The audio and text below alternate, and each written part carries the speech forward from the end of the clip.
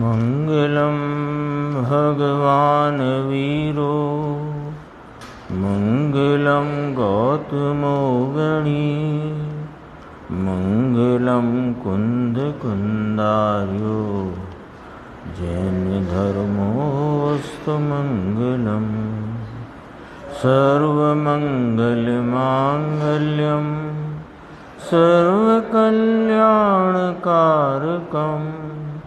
प्रधानं सर्वधर्माणां जैनं जयतु शासनम्।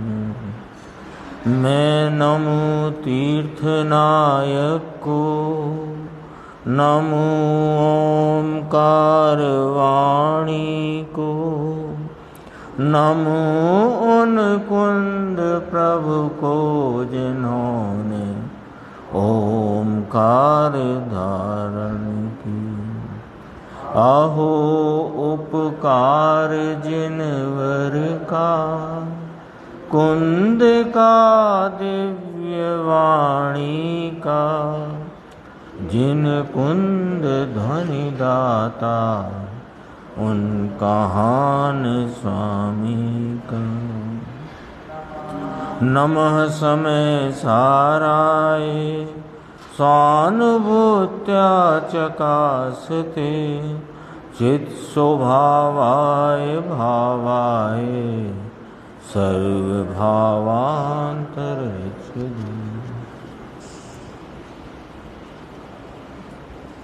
समय सार नाम का ये परमागम ग्रंथ और इसके परिशिष्ट में जो 47 शक्तियों का वर्णन आचार्य भगवान ने किया, उसमें 43वीं शक्ति करण शक्ति की चर्चा पूज्य गुरुदेव श्री के व्याख्यान से अपन सुन रहे थे और कल भी चली और आज भी चर्चा चली। आज जहाँ से प्रारंभ हुई बात तो दोबारा से परिभाषा ली गुरुदेव ने कि भवते हुए प्रवर्तमान भाव के कारण रूप साधकतम पनेमयी यानी उत्कृष्ट साधकतम पनेमयी करण शक्ति। तो ये उत्कृष्ट साधन का कल भी अपन ने इस बात को ख्याल में लिया था कि जघन्य साधक न कहा, उत्कृष्ट कहा। तो जो निमित्त रूप अन्य विकल्पादिक वृत्ति है जिसमें अनुकूलता के कारण साधन पने का आरोप किया जाता है, वे जघन्य साधन हैं और वास्तव में वे साधन नहीं, आरोपित हैं, साधन नहीं है। साधन तो अपने स्वरूप में विद्यमान करण नाम की शक्ति है। उस साधन से यह वीतरागी पर्याय निर्मल आनंद की पर्याय रूपी कार्य और उसकी पूर्णता की प्राप्ति होती है।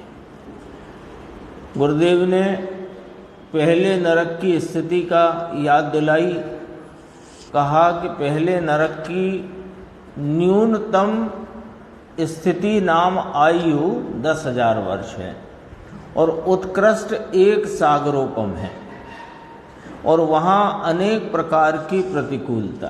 तो प्रतिकूलता को भी उन्होंने दृष्टांत दिया कि अरबपति का पुत्र हो, कोमल एकदम सेठिया का लड़का 20-22 साल का, उसी दिन विवाह हुआ हो और उसे जमशेदपुर की भट्टी में डाल दो तो उसमें जितना दुख हो उससे अनंत गुना दुख पहले नरक में है।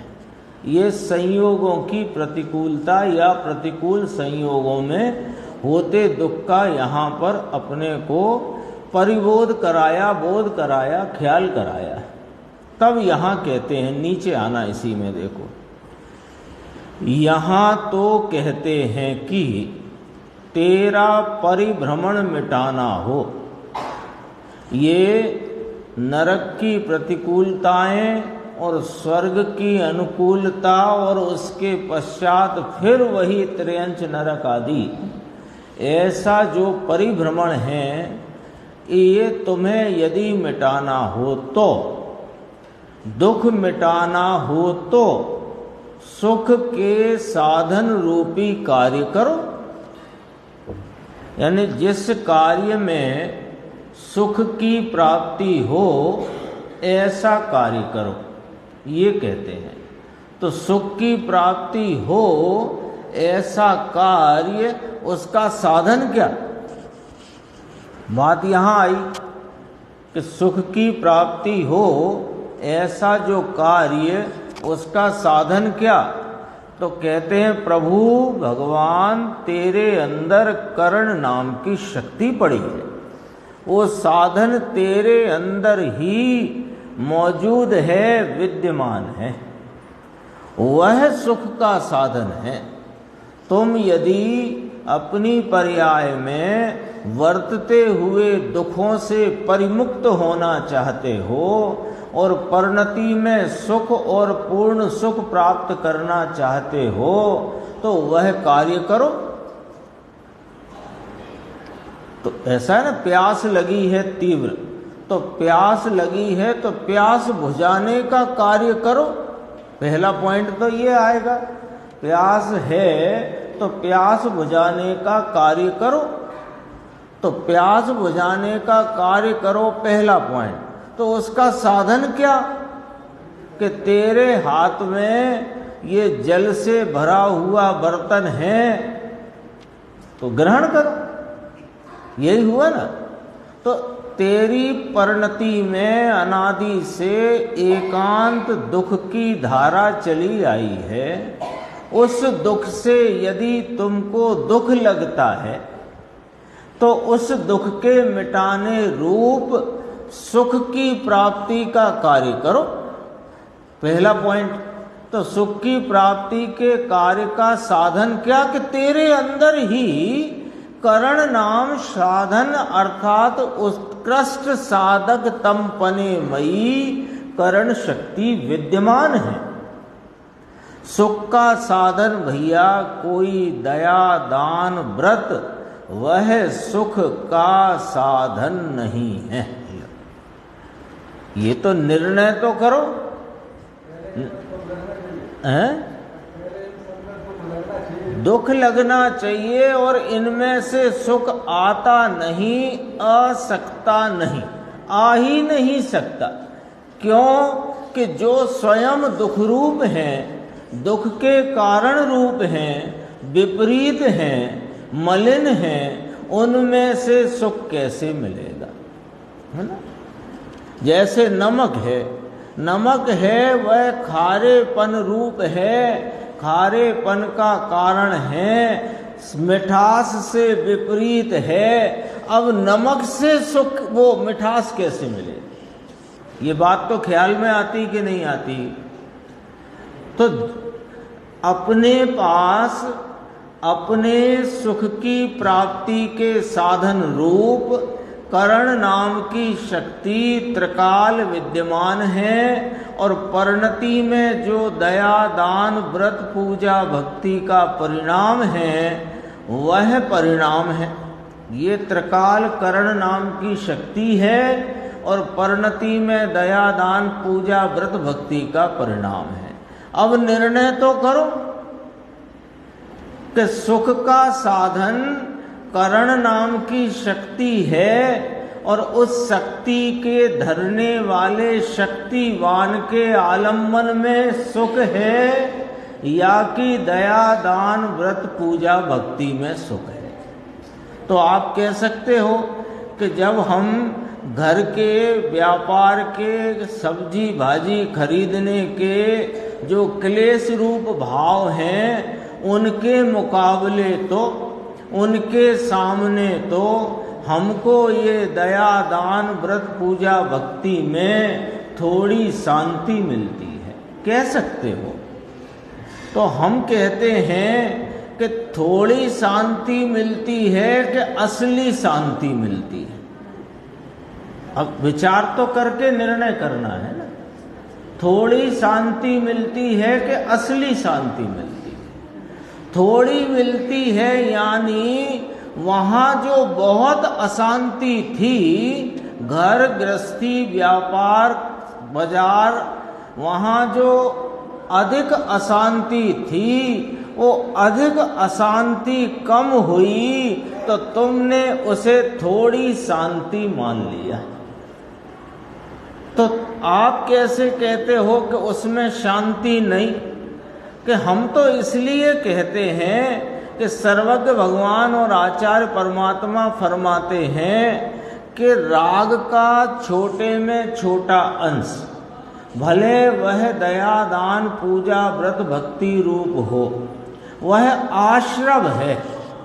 और आश्रव के 4 लक्षण अशुचि है, विपरीत है, दुख रूप है, दुख के कारण है।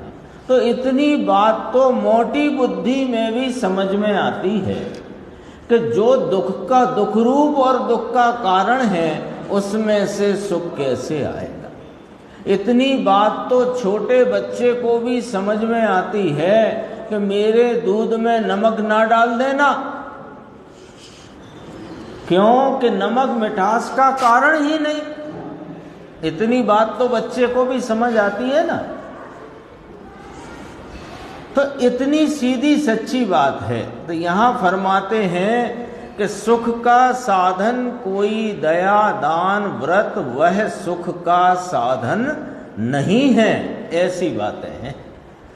पर्युषण नाम 10 लक्षण के दिनों में लोगों को हाँक के रखेंगे, बस उपवास करो, ऐसा करो, वैसा करो, वर्षी तप करो, हाँकते हैं और ये हक जाता है। हाँकते हैं ना, उपदेश दाता बनकर अपने को जिन उपदेश का उपदेश दाता मानकर बनकर जनता को नाम धर्म पिपासु जीवों को हाँकते हैं। और ये पहले से ही राग की रुचि वाला है तो इसको ये बात जच जाती है। क्यों जच जाती है? हमें ये राग का जितना उपदेश मिलता है वो क्यों जच जाता है, और तत्व निर्णय का उपदेश मिलता है तो उसमें आनाकानी क्यों? क्योंकि रुचि है ना राग की, अनादि की। तो उसको हम यदि कुटेव कहें तो कोई गलत शब्द नहीं होगा। देखो 10 लक्षण के दिनों में लोगों को हाँकेंगे, उपवास करो, ये करो, वो करो, वर्षी तप करो। वर्षी तप चलता है एक संप्रदाय में उनके, एक दिन खाना एक दिन लंघन, है ना। एक दिन खाना एक दिन नहीं खाना, फिर खाना फिर नहीं खाना, ऐसे करके 1 साल तक करे। इसका नाम वर्षी तप। आत्मा का भान हुए है ही नहीं भैया, तो तेरे उपवास कहाँ से आए? देखो लंघन और उपवास, इसमें जमीन आसमान जितना अंतर है। लंघन है आहार नहीं लेने की प्रतिज्ञा और नहीं लेना, वो लंघन में गया। और उसको अपवास कहा। एक दिन कहा था अपमाने बुरा, अपमाने बुरा, बुरा वास, वह अपवास है। ये यहीं तो आया, अपवास अर्थात बुरा वास। ये पूरा लिखा है, वो गलत लिखा है, बुरा बुरा, माठो वास, बुरा वास। राग की मंदता में जो तेरा वास है इसे अपवास कहते हैं। समझना भैया, जरा गंभीरता से समझना। 2 शब्द आए अपने सामने, अपवास और उपवास। उप माने समीप में, वास माने रहना। तो अपने आत्मा और उसके स्वरूप के समीप में रहना, इसका नाम है उपवास। और बुरे वास में रहना, उसका नाम है अपवास। तो राग की मंदता में रहना ये अपवास है, और राग से दूर अपने चैतन्य स्वभाव के समीप रहना ये उपवास है। बोलो, आगे बात ख्याल में? सच्चा उपवास तो उप अर्थात आनंद के नाथ के उप यानी समीप जाकर बसना, इसका नाम उपवास है। ये तो सुनावी नहीं और भानवी नहीं होता। उपवास का नाम आए तो इससे पहले ही पता चल जाता है कि आज आहार नहीं लेना। इससे ज्यादा न ये विचार में लेता न कोई विचार कराता। इस प्रकार का ये स्थिति है। देखो, एक नीचे चर्चा आई, थोड़ी सी देखते हैं कि ये मुनिराज को, मुनिराज है ना, तो मुनिराज तो अपने चारित्र में वर्तते हैं। तो मुनिराज चारित्र में वर्तते हैं यानी अपने स्वभाव की रमणता में, उसकी लीनता में वर्तते हैं, इसका नाम चारित्र है। तो उन मुनिराज के प्रचुर आनंद का वेदन होता है। अपने को लगता है कि लो 2 दिन अंतराय हो गए मुनिराज को, तो हम तो बिना सोचे समझे सीधा एक शब्द हाँक देते हैं, बेचारे। बेचारे नहीं हैं, बेचारे तो हम हैं, जिन्हें अपने स्वरूप जो आनंद का सागर है उसका अता पता नहीं, तो बेचारा कौन। और हम उनसे कहते हैं कि बेचारे, जबकि वे तो प्रचुर आनंद के वेदन में है। अब यहां गुरुदेव कहते हैं प्रचुर क्यों कहा, मुनिराज के आनंद को प्रचुर क्यों कहा। सम्यक दर्शन में आनंद का वेदन है। मुकेश भाई आगे आ जाओ, कल आ गए थे आप, आगे तो अच्छा था। देखो, प्रचुर क्यों कहा, सम्यक दर्शन में आनंद का वेदन है परंतु प्रचुर नहीं। और मुनि जो सच्चे हैं, अब देखो कहना पड़ता है, ये कहना पड़ता, अच्छा थोड़े लगता है। आपके घर में कोई मेहमान आए और खास तौर पर कोई महिला आई है मेहमान के रूप में, तो उनने कहा लाओ आज हलवा हम बनाते हैं, और फिर हलवा बनाने के लिए उनने आपसे पूछ लिया घी तो असली है ना, तो आपको कैसा लगेगा। जब उनने हलवा बनाने, आज हम बनाएंगे हलवा, अच्छा आप बना लो, फिर उनने पूछ लिया आपसे घी तो असली है ना, तो आपको कैसा लगा। ऐसे मुनि को सच्चा कहना पड़े तो कैसा लगता है।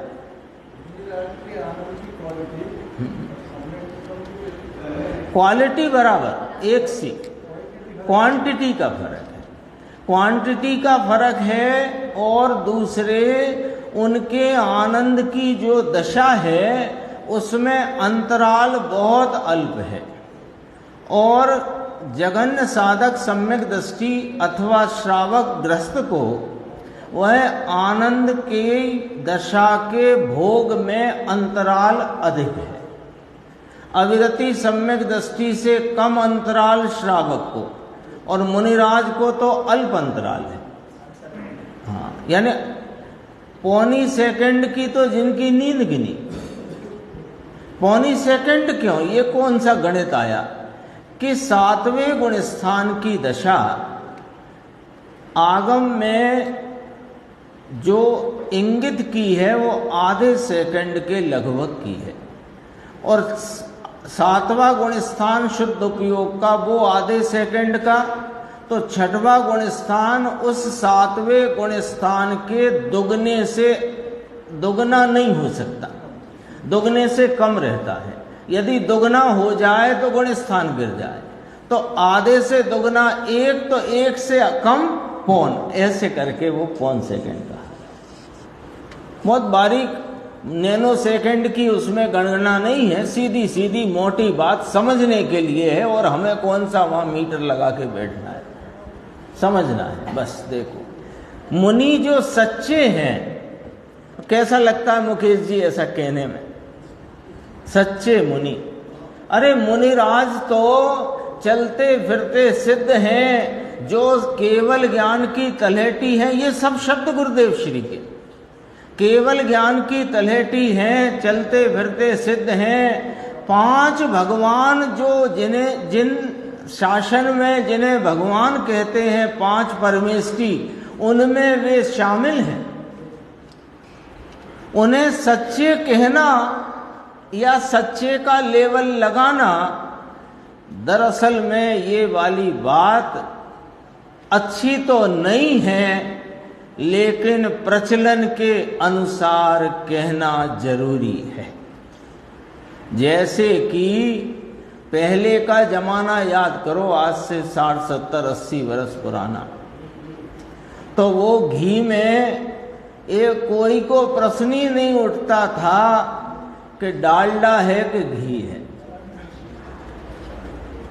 अब उठता है, बस इतनी सी बात है। देखो, नग्न होकर घूमे और वस्त्र छोड़कर घूमे इसलिए साधु हो गए, वह कोई साधु फाधु है नहीं। साधु तो उसे कहते हैं जिसने अपने चैतन्य स्वभाव का आलम्बन लेकर उसकी पुनः पुनः रमणता स्थिरता द्वारा अपनी परिणति में 3 कषाय चौकड़ी की अभाव रूप वीतरागता पूर्वक प्रचुर आनंद के जो भोगी हैं, वे मुनिराज हैं। ये चर्चा बीच में आई। अपन थोड़ा 608 पेज है यहाँ पर, आप देखना वहाँ। चारित्र की पर्याय जिसे होती है उसे बाहर में नग्न दशा हो जाती है। ऐसे ही पढ़ना जरा, जैसे मैंने पढ़ा, इसको ऐसे ही सुनना। चारित्र की पर्याय किसे कहेंगे अंकुर? चारित्र की पर्याय, पहले तो यही समझ लो, चारित्र की पर्याय किसे कहेंगे? कि स्वभाव में उपयोग की प्रचुर रूप से रमणता, इसीलिए वो बीच का पढ़ा था अपन ने, प्रचुर। स्वभाव में अपने ज्ञानानंद स्वरूप स्वभाव में उपयोग की प्रचुर रमणता है, उसको यहाँ मुनिराज का चारित्र कहते हैं। चारित्र ऐसे तो चौथे गुण स्थान में भी प्रकट हो जाता है, लेकिन मुनिराज का चारित्र किसे कहा? कि अपने ज्ञानानंद स्वरूप आत्म तत्व की उपयोग की, उसमें उपयोग की उग्र प्रचुर रमणता, उसका नाम चारित्र है राकेश भाई। तो चारित्र पर्याय हुई वो कहाँ होती है? शरीर में, वस्त्र में, केश में के आत्मा में। शरीर में चारित्र आता है, विकल्प में चारित्र आता है। चारित्र आता है अपने स्वरूप की रमणता रूप आत्मा की निर्मल परिणति, वीतराग परिणति। ठीक है, तो जब अंतरंग में चारित्र का प्रवाह उग्र होता है तो बाहर में नग्न दशा हो जाती है। ऐसा निमित्त नैमित्तिक संबंध है। नग्नता चारित्र नहीं है और नग्नता का विकल्प भी चारित्र नहीं है।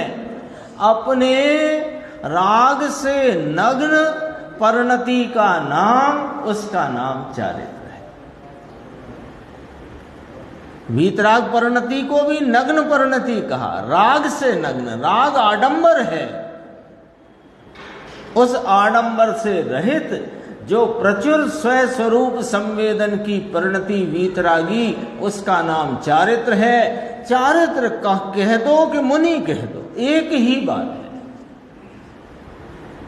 साधु कहो, मुनि कहो, आचार्य कहो, उपाध्याय कहो, अथवा वीतरागता कहो, अथवा प्रचुर स्वसंवेदन की दशा कहो, एक ही बात है। देखो, बाहर में नग्न दशा हो जाती है और उसे अंतर में माने पर्याय में कोई पंच महाव्रत का विकल्प आता है, वह चारित्र नहीं है। नहीं है।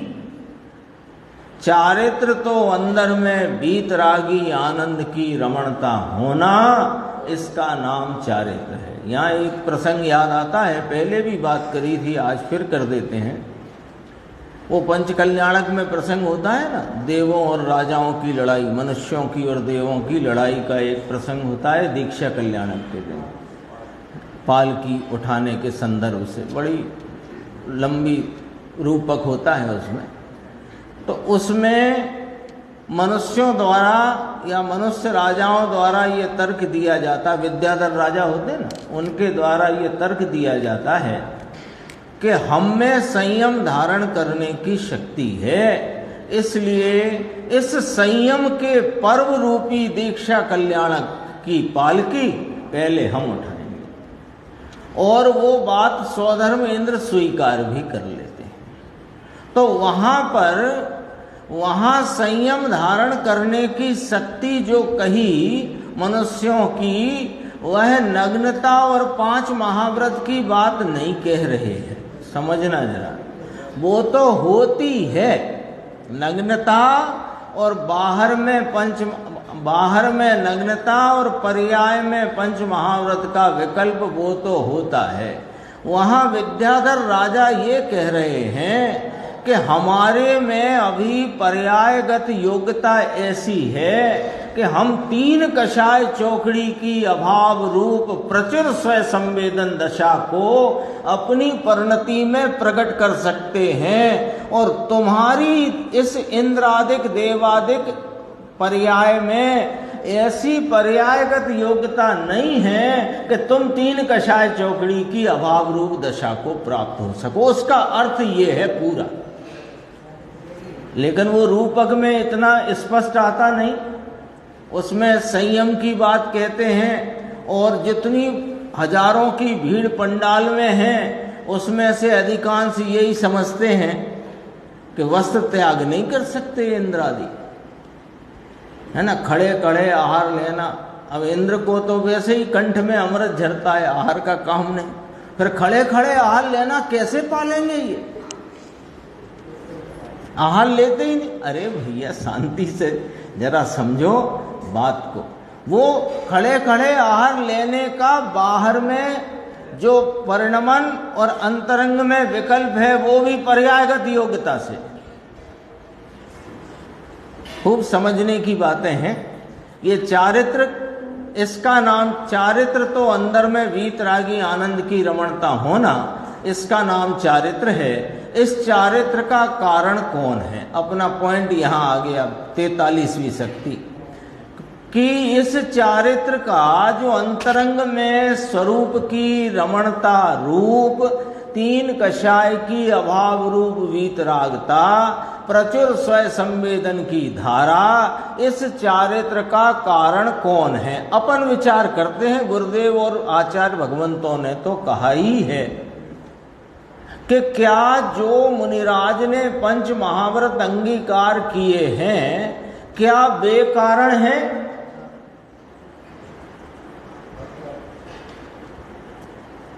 देखो, 5 महाव्रत आदि कारण है, वस्त्र आदि का त्याग उस चारित्र का कारण है? तो कहते हैं नहीं। तो कारण कौन है? कि चारित्र गुण में करण शक्ति का रूप स्वरूप पड़ा है। इस कारण से चारित्र की वीतरागी पर्याय का भवन नाम परिणमन होना, उसका साधक तम, उसका उत्कृष्ट साधन कारण शक्ति या करण शक्ति है। समझ में आया? बात में बहुत अंतर है। ये पॉइंट पकड़ो, बात में बहुत अंतर है।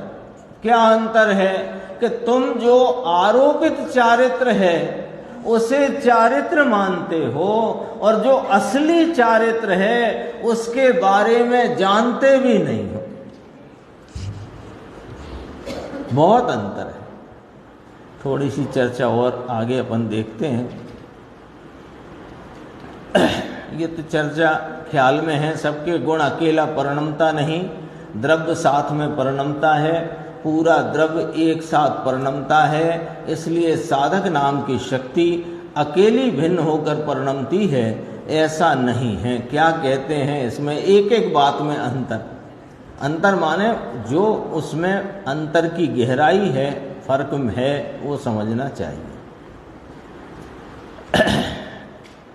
अब यहाँ पर 612 पेज है मेरे पास, आप लोग देख लेना कौन सा है। ये गुरुदेव श्री फरमाते थे यहाँ पर कि बीतरागी पर्याय का कारण चारित्र गुण में करण नाम का भाव या शक्ति है, वह उसका साधन या कारण होता है। यही चर्चा चल रही थी ना अभी अपनी, उसी के आगे तो कहा शांति भाई कभी बाप दादा ने भी नहीं सुनी हुई ये बात। तो फिर उन मुमुक्षु ने कुछ कहा, फिर गुरुदेव ने कहा सुना नहीं ऐसी बात है, ये वस्तु ऐसी है। क्या कहते हैं? तो मुमुक्षु ने कहा साहिब कोई बताने वाला नहीं मिला। अब यहां से समझना जरा बात को, बहुत मार्मिक बात है। मार्मिक इसलिए कि बहुत समझो कि ये हृदय को स्पर्श कर लेने की बात है। जरा समझना इसको। कोई बताने वाला न मिला। पहले तो ये कहा कि कभी बाप दादा ने सुनी नहीं, तो फिर कुछ उन्होंने कहा तो गुरुदेव ने फिर कहा सुना नहीं ऐसी बात है। चारित्र किसे कहते हैं? अपना पॉइंट ये चल रहा है। चारित्र किसे कहते हैं, धर्म किसे कहते हैं, और वह कौन सा कार्य है जिससे आत्मा का पूर्ण लाभ रूपी मोक्ष प्राप्त होता है? ये कभी सुना ही नहीं, और जिससे होता नहीं उसमें हम धर्म मानकर पड़े रहे, अड़े रहे। तो सुना नहीं ऐसी बात है। तब उन्होंने कहा साहिब कोई बताने वाला ही नहीं मिला। अब देखो क्या कहते हैं, परंतु पात्र होए तो बताने वाला मिले बिना रहता नहीं। अपनी पात्रता हो, अपने को अपना हित करने की सच्ची लगन और जिज्ञासा हो, तो उस जिज्ञासा और उस सत्य मार्ग को बताने वाला मिले बिना नहीं रहता। जिज्ञासा अपनी चाहिए, धगस अपने को चाहिए। पात्रता अपने नहीं जागी तो सुनकर भी अनसुना रह गया। बहुत अच्छी गंभीर चर्चा है, देखो हृदय स्पर्शी चर्चा है। परंतु पात्र होए तो बताने वाले मिले बिना रहे नहीं। पात्र की कमी है, बताने वाले की नहीं।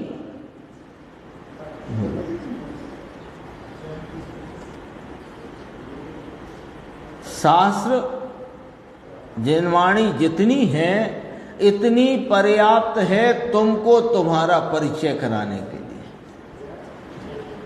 और जिनको अपना परिचय करना है उन्हें इस अपने स्वरूप को जानने की सच्ची लगन और सच्ची जिज्ञासा है, तो उन्हें बताने वाला भी मिले ही मिले। पात्रता की कमी है, बताने वाले की नहीं। देखो अपनी योग्यता की कमी के कारण से नहीं मिले ऐसा लो।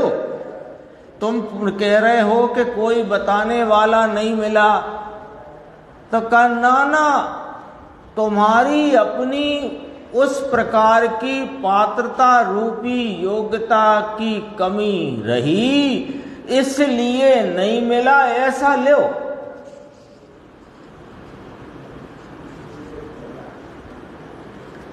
गुरुदेव की वाणी तो 45 वर्ष तक सिंह गर्जना जैसी प्रतिदिन, चाहे वे सोनगढ़ में रहे हों अथवा सोनगढ़ से बाहर कोई यात्रा प्रसंग में भी गए हों, उनकी वाणी तो निरंतर चलती रही, बहती रही।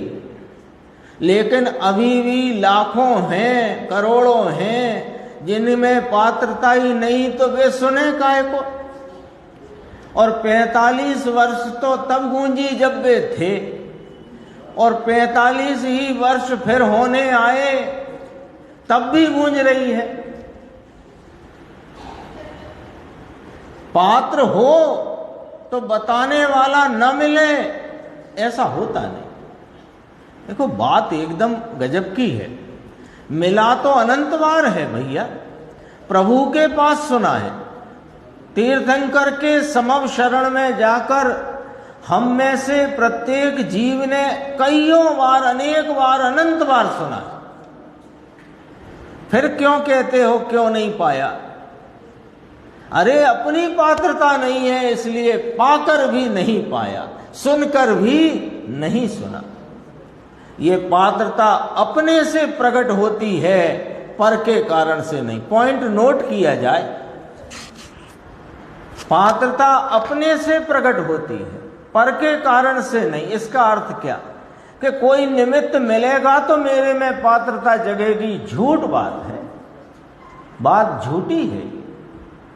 पात्रता आपकी तो आपको इस संसार परिभ्रमण से आपको दुख लगता हो और अपने वर्तमान भाव में इस दुख को टालकर सुख और सुख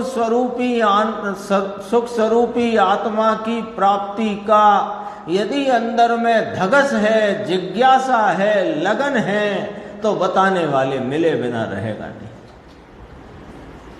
हमें अब तक जब साक्षात तीर्थंकर परमात्मा के समो शरण में गए तो भी सुनकर ना सुन पाए।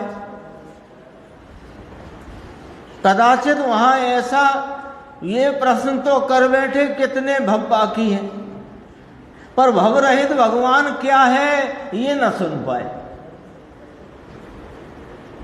अरे भव के रसिया को वही प्रश्न उठता है।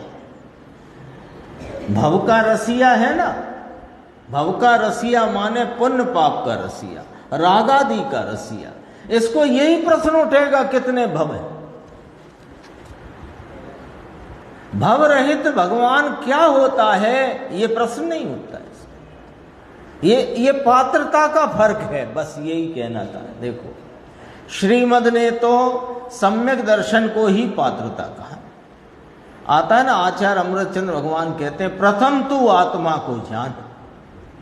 तो साहब आत्मा को जानने की पात्रता क्या कि उसकी धगस, जिज्ञासा, और कोई पात्रता के और कोई पात्रता है ही नहीं। कुछ व्रत उपवास पूजा भक्ति शास्त्र स्वाध्याय के नाना वो होते हों, लेकिन वो पात्रता नहीं है। पात्रता उसका नाम ही नहीं है। पात्रता नाम है अपने स्वरूप को जानने की धगस, जो प्रभाकर भट्ट ने अपने प्रश्न रूपता से प्रस्तुत करी है। वह आत्मा कौन है जिसका स्वरूप जानना चाहिए। योगेंद्र देव के सामने प्रभाकर भट्ट प्रश्न करते हैं, तब योगेंद्र देव उसका जवाब देते हैं। अभी चलाएंगे अपन इस समय सार के बाद परमात्म प्रकाश शुरू करेंगे तो ये सब चर्चा आएगी। श्रीमद कहते हैं कि पात्रता तो सम्यक दर्शन है। यहां से शुरू करते हैं क्योंकि धर्म का कार्य यहां से शुरू होता है। उसमें सिद्ध पद रहता है, सम्यक दर्शन में सिद्ध पद रहता है। लो, सिद्ध पद रहता है माने सम्यक दर्शन से ही सिद्ध पद की प्राप्ति होती है। सम्यक दर्शन ही पात्रता है कि जिस सम्यक दर्शन के कारण से केवल ज्ञान प्राप्त होगा ही, दूज उगी है वह पूर्णिमा होगी ही। वैसे सम्यक दर्शन आत्मा के आनंद का अनुभव हुआ, उसे केवल ज्ञान प्राप्त होगा ही। वह केवल ज्ञान लेने के लिए पात्र हुआ है। समझ में आया? यहाँ तक अपन ने चर्चा देखी और इसके बाद ज्ञान गोष्ठी की कुछ प्रश्न हैं, उनको भी अपन देखते हैं। जैसा कि अपन सबको मालूम है कि हमारे धर्मपिता पूज्य गुरुदेव श्री कांजी स्वामी की 134वीं जन्म जयंती इसी महीने में मतलब 21 अप्रैल को आ रही है। 21 अप्रैल गुरुदेव श्री की 134वीं जन्म जयंती है, शुक्रवार का दिन है।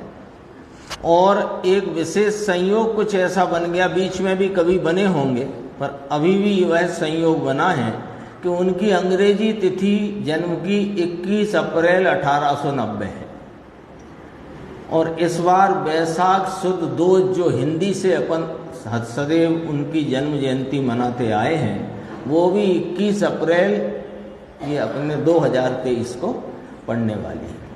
तो ऐसा विचार किया है, फिर जैसा बनेगा बनाओ वो चलेगा कि 21, 22, 23 3 दिन अपन, क्योंकि एक साथ रखते हैं तो कार्यक्रम बड़ा हो जाता है, तो 21, 22 को अपन सब लोग भाई बहन जो अपने विचार या जो उनकी स्मृति में जो कुछ भी अभिव्यक्ति करना चाहें वे अपन थोड़ी थोड़ी 21 को और 22 को रख के, और 23 को पाठशाला के बच्चे हैं वे भी इस संदर्भ में अपने कुछ गुरुदेव श्री की बातों को, उनकी चर्चा को अपने माध्यम से प्रस्तुत करेंगे।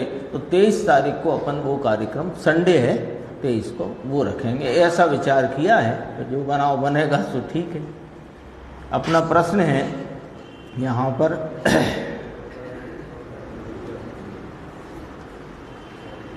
385 आएगा,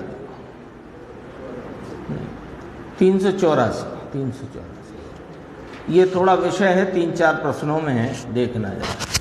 धर्मी साधक जीव राग का वेदक है या ज्ञाता है, ये प्रश्न पूछा गया है। प्रश्न ये पूछा गया है, धर्मी साधक जीव माने अपने स्वरूप का वेदन करके, आस्वादन करके, उसमें जो प्रतीतिवंत है, अर्थात जिसने इस चैतन्य परमात्म तत्व को आप रूप श्रद्धा में लिया है, ऐसा धर्मी साधक जीव उसको राग जो उत्पन्न होता है वो उसका ज्ञाता है साहेब के वेदक भी है। ऐसा मात्र ज्ञाता है कि वेदक भी है, क्योंकि ऐसी गाथाएं भी आई हैं कि ज्ञानी राग का कर्ता नहीं, राग का भोगता नहीं, मात्र ज्ञाता है। ऐसी गाथाएं आई हैं। वो गाथाएं आई हैं वहाँ पर राग से भिन्न चैतन्य आत्मा की दृष्टि, उस दृष्टि के जोर में वह अपने को कैसा अनुभवता है, इसकी तरफ से वह बात कही गई है। और खरेखर उसकी वर्तमान पर्याय में जो उत्पन्न राग है उसका जानना तो है ही, उसका वेदन भी है कि नहीं, ऐसा प्रश्न है। जानना तो है ही, तो कैसा जानता है ज्ञानी राग को? कि ज्ञानी राग को राग रूप जानता है, ये बात स्पष्ट है। अब साहेब ये भी बताओ कि वह राग को राग रूप जानते हुए राग को वेदता है कि नहीं वेदता है, ये प्रश्न है। ये बात संक्षिप्त है लेकिन स्पष्ट होनी चाहिए अपन सबके ज्ञान में, चित्त में। उत्तर, साधक जीव का ज्ञान राग में जाता है। अब ये भाषा समझना भैया, राग में जाता है ज्ञान, इसका अर्थ क्या है कि वो जो राग उत्पन्न हुआ है उस राग को साधक जीव का ज्ञान विषय करता है, उस दुख को वेदता है तथा ज्ञान में रहता है, तो उस सुख को भी वेदता है। 1.5 लाइन में उत्तर है, देखो यशवंत भाई, 1.5 लाइन में उत्तर।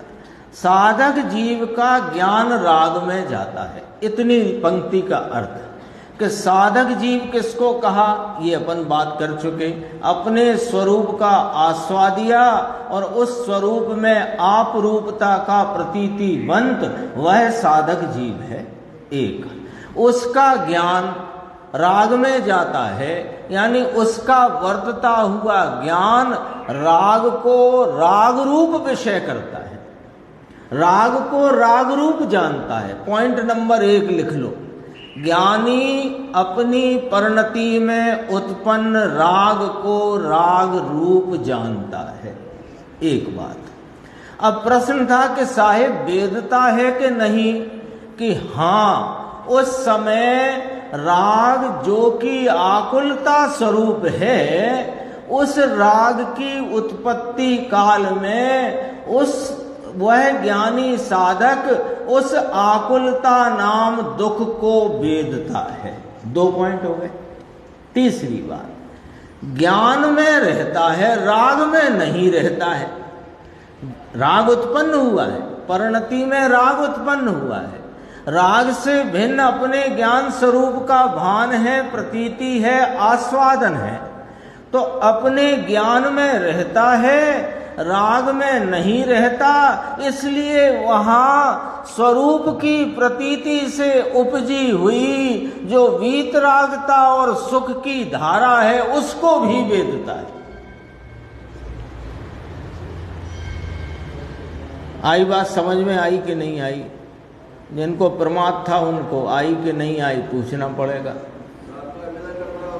राग का भी वेदन करता है, राग को राग जानता है, और राग से भिन्न आत्मा के अनुभव के कारण उपजी हुई वर्तने वाली वीतरागता रूप शांति और आनंद को भी वेदता है। हाँ, दोनों धारा तो चलती है। यहां पर 2 बातें समझना है कि ज्ञानी साधक को 2 धारा हैं, ज्ञान धारा, कर्म धारा। सामान्य शब्द यही प्रचलित है, यही बोले हैं हमने। ज्ञान धारा माने सुख धारा और राग धारा माने दुख धारा। तो दुख परिणति में जो राग है, वो राग को सुख रूप तो वेद नहीं सकता, क्योंकि उसका तो स्वाद ही दुख रूप है, तो उसे दुख रूप वेदता है। और सुख रूप आत्मा का प्रतीतिवंत है, उसका स्वरूप संचेतन है, उसका आस्वादन है, तो उसके आस्वादन और प्रतीति दृष्टि से उपजी हुई जो वीतरागता है, वह वीतरागता सुख रूप है, तो उस सुख को भी वेदता है। दुख की राग है ना, तो राग दुख रूप है कि सुख रूप? दुख रूप है, तो उस दुख को भी वेदता है। और स्वरूप कैसा है कि सुख रूप, तो स्वरूप के आलम्बन से उपजी हुई जितनी वीतरागता की परिणति है सुख रूप, उस सुख को भी वेदता है। एक पॉइंट तो ये क्लियर हो गया। दूसरा पॉइंट कि जो ज्ञान है उपयोग रूपता से वर्तता हुआ, उपयोग स्वरूप है ना, उपयोग किसे कहा? जानने देखने के व्यापार को उपयोग कहते हैं। तो ये जो ज्ञान है, जानता परिणमता ज्ञान, उपयोग रूपता से परिणमता ज्ञान, ये जो ज्ञान है इसमें 2 धर्म एक साथ परिणमते हैं, जानने के और वेदने के। तो जानना वेदना एक साथ है, इसलिए राग को राग जानता हुआ राग को दुख रूप वेदता है, और अंतरंग में जितनी अकषाय परिणति परिणमित हो गई है उसके सुख को भी वेदता है। प्रश्न छोटा, उत्तर छोटा, बात गंभीर, बात समझने जैसी है, सामान्य नहीं है। क्योंकि कई जगह ऐसा भी आता है ज्ञानी को तो दुख ही नहीं, तो ज्ञानी को दुख ही नहीं, वो उसके सुख स्वरूपता की दृष्टि के आधार पर बात कही गई। यदि ज्ञानी को दुख नहीं तो ज्ञानी फिर सिद्ध हो गया, केवल ज्ञानी अरिहंत हो गया? तो नहीं हुआ है ना। क्यों नहीं हुआ? कि अभी दुख बाकी है। तो दुख बाकी रहे और वेदन ना होए, ऐसे कैसे? यदि ऐसा हो जाए तो फिर इसका मतलब कि ज्ञान के वेदन धर्म का क्या हुआ? ज्ञान में 2 धर्म एक साथ वर्तते हैं। ये निहाल भाई ने अपने द्रव्य दृष्टि प्रकाश में ये बात ली है कि ज्ञान में 2 धर्म जानने के और वेदने के एक साथ वर्तते हैं। अभी अपन ने कुछ दिन पहले चर्चा ली थी द्रव्य दृष्टि प्रकाश के बोल की, जो स्वानुभूति प्रकाश नाम की पत्रिका में आए थे, अपन ने ली थी, यहाँ दोपहर को ली थी, 385। अब फिर प्रश्न उठ गया इसी के संदर्भ में, समझ लो। ज्ञानी दुख का ज्ञायक है, साहेब के वेदक है। इसको और सरल करते हैं प्रश्न। ज्ञानी दुख तो है, राग है तो दुख है, इतनी बात तो आ गई सामने। अब पूछते हैं साहब, ज्ञानी दुख को जानता है कि वेदता है, ज्ञायक है कि वेदक है? इसी प्रश्न को सरल भाषा कि ज्ञानी दुख को जानता है कि वेदता है, ऐसा प्रश्न आया।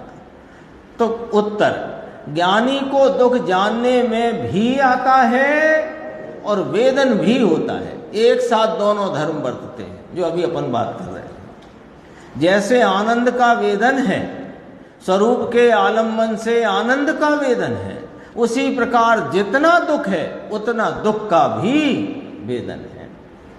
फिर देखो आगे कहते हैं, क्या सम्यक दृष्टि भी सर्वज्ञ की तरह आग को मात्र जानता ही है? ऐसा प्रश्न किया है। हाँ, राग होगा उसमें, इसमें आग छप गया है, मैंने भी आग पढ़ दी, राग है वो यहाँ छपने की। क्या सम्यक दृष्टि भी सर्वज्ञ की तरह राग को मात्र जानता ही है ना? अब देखो, सर्वज्ञ की स्थिति को अपन विचार लेते हैं। सर्वज्ञ राग को, उनके पास तो राग है ही नहीं, उनकी परिणति में ही राग नहीं है ना। तो जब उनकी परिणति में राग नहीं, तो वेदने का तो सवाल ही खत्म हो गया। जरा अपन चलते हैं अपने विचार करके, फिर गुरुदेव का देखते हैं। सर्वज्ञ भगवान की परिणति में कितना राग है?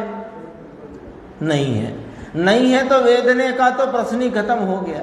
अब बात जानने की करते हैं, तो जानने के लिए भी उनके पास उनका राग तो है नहीं, और वे तीन लोक के सब द्रव्यों के, तो उसमें जीव द्रव्य लो अभी, क्योंकि राग तो जीव को ही होता है। तो जगत के जितने जीव द्रव्य हैं, उनकी तीन काल की शुद्ध अशुद्ध सभी पर्यायों को वे अपने ज्ञान में वर्तमान प्रत्यक्षवत जानते हैं। तो वो जानना उनका खरेखर व्यवहार है। इतना अपन ने विचार में लिया। अब देखो गुरुदेव क्या कहते हैं। जिस प्रकार सर्वज्ञ को लोकालोक ज्ञेय है, लोकालोक को सर्वज्ञ जानते हैं, उसी प्रकार जिसने सर्वज्ञ स्वभावी को दृष्टि में लिया है, ऐसा सम्यक दृष्टि सर्वज्ञ के समान राग को जानता ही। क्यों? वे भी राग को पर जानते हैं। अभी अपन बात करके आए ना, ऐसे ही साधक जीव भी भले अपनी परिणति में होता राग हो, उसको भी वे पर रूप ही जानते हैं। सर्वज्ञ को जानने में लोकालोक निमित्त है, मिलान कराया है यहाँ तो। उसी तरह सम्यक दृष्टि को जानने में राग निमित्त है। लोकालोक को जानते हैं ना, ये क्या कहा देखो, एक पंक्ति में तो कहा सर्वज्ञ के समान ज्ञानी सम्यक दृष्टि भी राग को जानता ही है। इसका अर्थ क्या निकला कि जैसे केवल ज्ञानी सर्वज्ञ देव राग को पर जानते हैं, ऐसे ही ज्ञानी साधक भी भले अपनी परिणति में होता राग हो, उसे पर ही जानते हैं। एक पॉइंट। दूसरी बात, जैसे सर्वज्ञ का ज्ञान वर्तता है, तो उस ज्ञान में जितने ज्ञेय हैं वे ज्ञेय रूपता से निमित्त हैं, यानी लोकालोक। और सम्यक दृष्टि को अपनी परिणति में उपजा हुआ राग उस समय की ज्ञान पर्याय में ज्ञेय रूप निमित्त है। तो दूसरा पॉइंट आया कि सर्वज्ञ को जानने में लोकालोक निमित्त है, उसी तरह सम्यक दृष्टि को जानने में राग निमित्त है। तो इसमें क्या चलती है बात कि जैसे केवली अपने को राग से भिन्न अनुभवते हैं, ऐसे ही ज्ञानी अपने को राग से भिन्न अनुभवते हैं। दूसरी बात कि जैसे सर्वज्ञ को जितना जो कुछ जानने में आ रहा है, वह उसे ज्ञेय रूपता उन सब में लोकालोक में ज्ञेय रूपता है। ज्ञानी को भी जो राग जानने में आ रहा है वो उनके ज्ञान, ज्ञानी की ज्ञान पर्याय का ज्ञेय रूप भाव है, यानी निमित्त है।